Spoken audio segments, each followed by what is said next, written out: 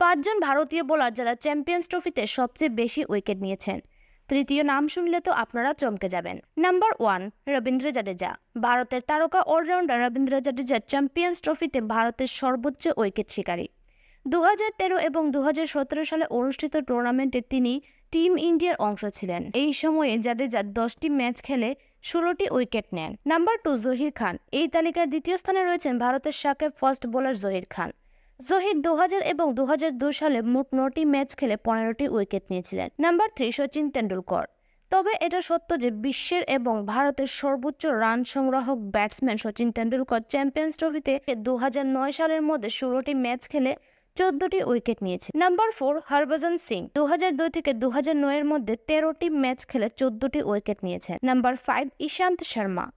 এই তালিকায় রয়েছে ভারতীয় ফাস্ট বোলার ইশান্ত শর্মার নামও। চ্যাম্পিয়ন্স ট্রফিতে 60টি ম্যাচ খেলে 13টি